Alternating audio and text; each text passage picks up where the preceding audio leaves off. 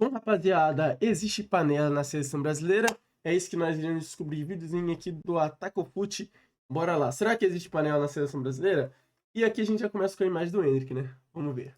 Existe uma panela na seleção brasileira? Vamos tentar entender isso. Alguns jogadores parecem ter carteira cativa pela hierarquia. Outros, como o Endrick, a torcida pede, o Brasil pede, mas não entram. E parece que mesmo furando todas as filas na carreira, as chances dele na seleção continuam minúsculas. Então, né, essa questão aqui, que, por exemplo, não é só na seleção. O Endrick, ele ficava de fora até dos jogos do Palmeiras. Quando ele jogava no Palmeiras, teve aquele Boca e Palmeiras que ele não entrou. Poderia ter mudado muito o jogo. E o Abel, o treinador lá do Lyon também, esculhambou ele na coletiva, falando que ele tinha que mostrar mais e tal. O próprio Ancelotti, o Xabi Alonso, o Ancelotti agora também com a seleção. E saiu uma notícia de que ele seria meio desobediente em questão de funções táticas. Então, tipo assim, isso aí é um indício bem grande, entendeu? É um indício bem grande. Mas vamos ver o que ele vai falar aqui. Será uma teoria da conspiração? Será uma coincidência? Ou algum outro motivo interno que a gente não sabe? Antes de tudo, eu não consigo te responder se existe uma panela ali do jeito que você espera. Pode existir? Pode, mas é tudo uma suposição. Assim como a teoria atual de que o Endrick não joga por conta dos patrocinadores, Nike... Sim, com certeza tem uma panela, tá ligado? Ainda mais com esses medalhões, tá ligado? Tipo, Vinícius Júnior nunca vai sair. Rafinha também eu acho meio difícil, complicado. Casemiro também. Tipo assim, Marquinhos, panela, uma panelinha tem, sabe?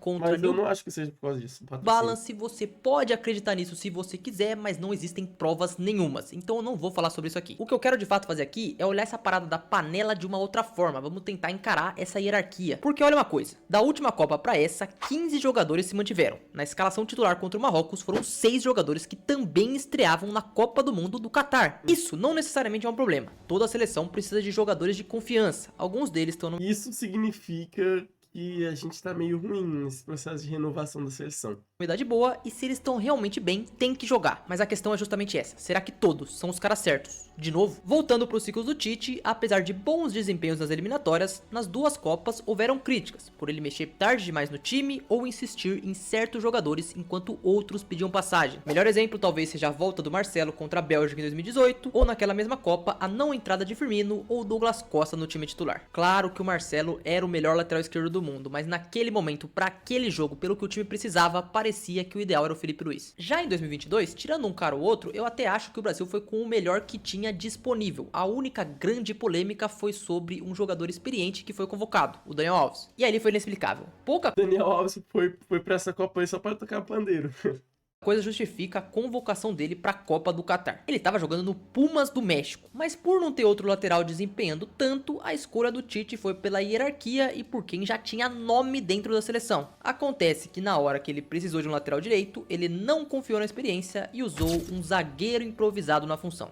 Acho que essa decisão tá se repetindo. Mas calma, no geral, o time do Tite até que funcionou, deitou nas eliminatórias, o problema foi as Copas do Mundo. Pós-Copa de 2022, o Tite saiu e começou-se toda a briga na busca de um novo treinador. A figura do Danilo surgiu como um capitão, chegando até a dizer que os jogadores deviam ter também influência na hora de escolher esse novo técnico. O que beleza, até pode fazer sentido, mas quem que são os jogadores da seleção exatamente? Muita gente se perguntou. Durante o ciclo até 2026, muitos erros de escolha e coisas que são inexplicáveis para o público. O que fez o Ramon Menezes para ter tantas oportunidades como treinador na seleção de base e até tendo chance no profissional? Por que sempre os mesmos jogadores eram convocados? E o principal, por que caras como o Endrick tinham uma fila enorme antes de poder jogar? Questões totalmente válidas, não só sobre a seleção, mas também sobre a CBF internamente, e com a chegada do Ancelotti, parecia que tudo isso ia mudar. Parecia ser a quebra desse padrão, um treinador vitorioso, conhecido por extrair o melhor dos jogadores. Mas assim, quem acompanha o futebol europeu já sabia que o Ancelotti não gostava muito do Endrick. Tanto que ele fez isso no próprio Real Madrid. Se eu não me engano, foi o Brahim Dias. Foi o Brahim? Acho que foi o Brahim que subiu da base do Real Madrid profissional e já entrou na frente do Endrick, velho. Isso aí foi um absurdo. Isso o Endrick jogando bem, fazendo gol e tudo. Mas é isso. Isso aí o Ancelotti sempre teve uma birrinha. E eu também vejo, galera, eu também vejo uma questão de o Endrick meio que ele roubou a vaga, sabe? Tipo assim, eles não queriam levar ele, mas de tanto que o menino insistiu, de tanto que o menino jogou bem, eles foram meio que obrigados a levar ele, sabe? Eu acredito muito nisso. que tinha em mãos. Parecia a esperança de um técnico para mudar as coisas dentro da seleção. Mas se muitos esperavam que ele fosse quebrar essa fila para jogar com o Brasil, até aqui as escolhas do italiano pareceram abraçar as hierarquias. O Casemiro é um dos assuntos do momento, mas inicialmente todo mundo gostou quando ele voltou para a seleção. O problema foi o que foi acontecendo depois e o que tá acontecendo. Muitas declarações dividiram o público e a postura de A gente sentia muita falta do Casemiro, que a gente faltava aquele pitbullzão, aquele cara marcador e tal, só que agora que ele voltou, não sei se é muito bom não. líder do volante da seleção passou a ser Ele já foi muito bom, 5 Champions no bolso, mas agora, hoje em dia, ele tá muito atrasado, eu acho. questionada por uma possível liderança seletiva, tendo, por exemplo, no jogo contra o Japão, certas indiretas contra seu próprio zagueiro. O tempo foi passando, o desempenho cada vez menos apareceu e a torcida, pelo ciclo ruim, teve que começar a criar esperanças no novo. Não porque o novo era garantia de sucesso, mas porque pelo menos era diferente. Os jogadores que já tinham participado de uma Copa do Mundo já não entregavam mais aquela esperança, pelas derrotas, claro. Óbvio que outros assuntos surgiram no meio desse caminho, tá? Mas acho que deu pra eu explicar mais ou menos bem desse jeito. O que a maioria do país queria ver era o diferente, e o diferente não veio. O Brasil inicial contra Marrocos se mostrou, além de repetitivo em algumas posições, um time sem personalidade, e os ditos líderes estiveram no meio desse processo. E eu repito, ter jogadores de confiança não é um problema, ter jogadores de mais idade também não é um problema. O problema é ter jogadores pedindo passagem e esses caras estarem à frente mesmo deixando muitos buracos dentro de campo. O que sim, é um problemaço. E falando em não deixar os buracos aparecerem, eu quero deixar uma dica pra você que tá notando umas falhas do cabelo, tá notando uns espaços... Mas nem quando a gente vai pulando essa publi aqui, eu queria falar que, pô, eu sacaria fora o Casemiro e voltaria com o Fabinho. O Fabinho tá jogando muito.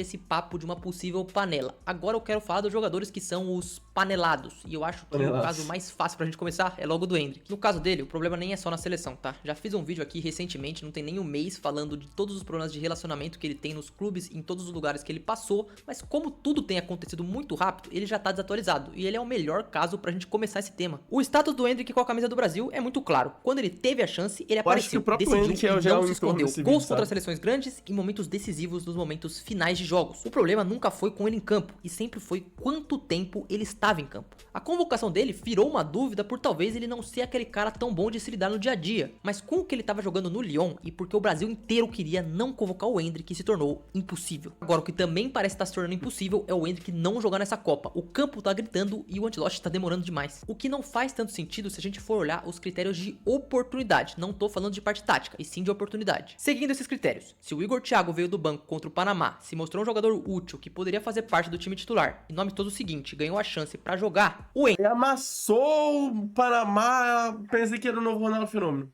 Jogou contra Marrocos, errou gol feito.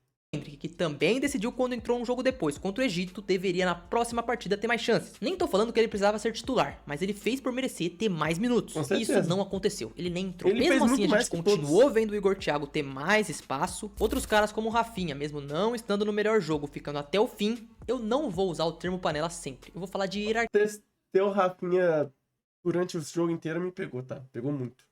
E essa hierarquia não atrapalha só o Endrick não, tem outros caras. Danilo, merecia outras chances, já tá pedindo passagem e todo mundo fala dele faz tempo. Sempre que entrou, desempenhou, porém até agora como titular, não apareceu como opção. Ryan, eu não vejo tanta gente falando desse caso, mas depois de bem contra o Panamá, na chance que teve, não jogou mais nenhum minuto com a camisa da seleção, nem no amistoso contra o Egito. Enquanto isso, a gente vê um Paquetá fazendo jogos bons e jogos ruins, um Casemiro que tá pecando muito, principalmente na questão física, tem críticas pro Alisson, tem críticas pro Marquinhos, que é o capitão, e caras como Alexandre Danilo podem ter muitos mais minutos nessa Copa do que deveriam. A convocação desses caras pode ser explicada pelo simples fato de não terem surgido unanimidades para certas posições e por isso eles seguem participando da seleção brasileira, já que tem a experiência de estar ali, mas a gente não pode confundir. Eu, como flamenguista, não gostei da convocação do Danilo, tá? O Alexandre até dá pra relevar, mas eu não gostei muito da convocação do Danilo. Mas pra perceber isso que ele falou, a gente não tem nenhum, nossa, o lateral direito tá estourando. Não tem, tá ligado? Não tem. Essa experiência... O que tinha era o Wesley, e ele lesionou. Então vai fazer o quê? Com insistência. Vamos pro que eu acho. Respondendo a pergunta inicial do vídeo, existe panela na seleção? Se você tá falando de patrocinador escolhendo, de jogador mandando, não. Eu não posso afirmar isso, tudo não passa de teoria. Mas se você estiver falando de panela como um grupo que tem mais confiança do treinador, tem mais oportunidades, mesmo sem ter que demonstrar tanto para pisar em campo, Aí dá pra gente Com certeza. discutir e discutir também como essas hierarquias devem ser quebradas. Primeiro sobre o Casemiro. Tá óbvio que ele é um líder na cabeça do Ancelotti, mas claramente a condição atual dele não é a ideal. Rafinha pode ser um dos melhores jogadores do mundo, mas insistir num jogador que repetidas vezes não se mostrou pode custar caro lá na frente. Eu realmente entendo que pro Carleto tirar um cara que faz o que faz no Barcelona do time titular é complicado, mas não tirar ele do jogo em um jogo que ele tá mal, pra mim não faz sentido. Sendo assim, eu vou dar exemplos de hierarquias boas e de hierarquias ruins. Se liga. De hierarquia boa, podemos falar, por exemplo, da Alemanha com Neuer, que não fez parte do ciclo, mas chegando próximo à Copa do Mundo, vendo que existia a necessidade de um líder e de um goleiro muito bom, a volta dele à seleção foi no movimento correto. Da mesma forma, podemos falar da Colômbia, que mantém o Rames Rodrigues como titular até hoje, mesmo ele não jogando por clubes há alguns anos. Esses são exemplos de algumas hierarquias que têm funcionado mundo afora, mas no caso do Brasil, essa experiência não tá se refletindo em desempenho. E o Vai segredo acontecer com o Neymar e vai dar certo, porque vai deixar o Neymar lá pelo nome e ele vai brilhar, tá ligado? disso, as próprias Copas já não mostraram. A gente tem que mudar. Basta lembrar o que os nossos rivais fizeram na Copa passada. Iniciando o Mundial com um time, perdendo para a Arábia Saudita e com os moleques pedindo passagem, as mudanças foram feitas muito rapidamente, praticamente de um jogo pro outro. Não teve calma, o momento de mudar foi quando o problema apareceu. Podia ter dado errado? Claro que sim, mas o ponto importante aqui foi que foi decidido pela personalidade. Da mesma forma que aconteceu com o próprio Brasil nas outras Copas do Mundo. Foi o Raí, camisa 10 do time de 94, perdendo a vaga e o time se acertando. Foi o Kleberson pedindo passagem em 2002 e ganhando a titularidade dentro do Mundial. Todos esses são exemplos de como certas hierarquias precisam ser quebradas às vezes, e dar espaço para o que o campo tá falando. Esse papo de panela na seleção também não é totalmente novo, porque a gente tá falando desses jogadores de agora, mas o que era a família Scolari? Eram jogadores de confiança do treinador. Mas apesar de confiar nos caras, se ele precisasse mudar, ele iria, e ele fez. Olhando exclusivamente pro caso do Endrick, é uma completa incógnita, porque ele não é preferido só na seleção e também nos clubes. Agora, o que a gente tem que analisar é se o Ancelotti vai ter a coragem de mudar pros jogadores que merecem, seja tirando os medalhões, colocando os moleques no time, fazendo alterações no sistema, tudo isso pode mudar a nossa perspectiva se a gente vai longe na Copa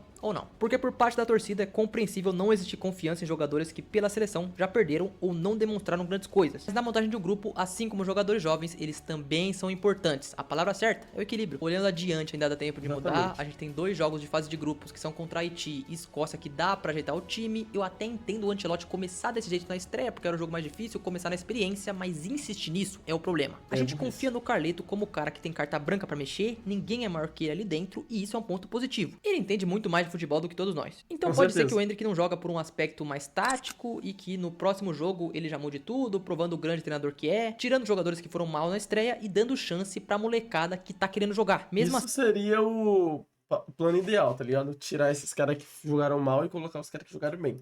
Assim, o trabalho dele em 1 ano de Brasil até aqui é ruim. Pra encerrar, vamos tentar voltar um pouco mais pro caso do Endrick. Nossa, dá muito meme isso aí, velho. Calma, eu tô aqui. O trabalho dele em 1 ano de Brasil até aqui esse meme, calma, eu tô aqui.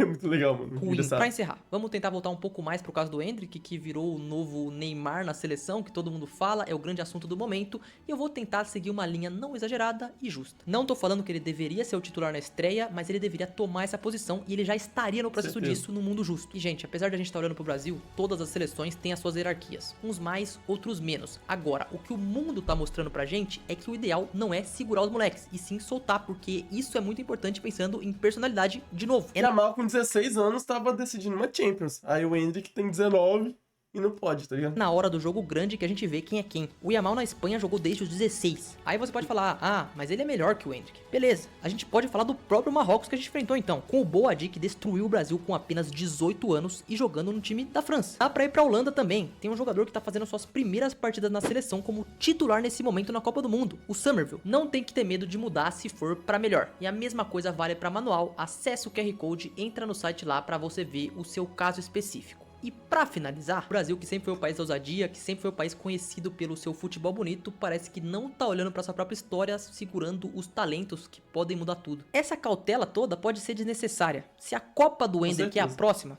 talvez possa ser. Mas quem disse que a Copa do Endrick também não pode ser agora? Bom vídeo, como sempre, né? Ataca o Fute, como sempre, fazendo vídeos maravilhosos. Mas é isso aí, galera. Pô, eu acho impressionante isso. Eu acho que o Ancelotti vai ver a cagada que ele tá fazendo de não deixar o Endrick entrar em campo durante a Copa e vai colocar ele. Mesmo que não seja titular, mas ir colocando ele pra ir ganhando minutos, talvez até consiga a titularidade. E vamos ver como é que vai ser daqui pra frente, né? A gente perdeu pra Marrocos, temos jogos contra o Haiti na sexta-feira e contra a Escócia no sábado. Mas é isso aí, muito obrigado por quem assistiu até aqui. Valeu, fui, tchau.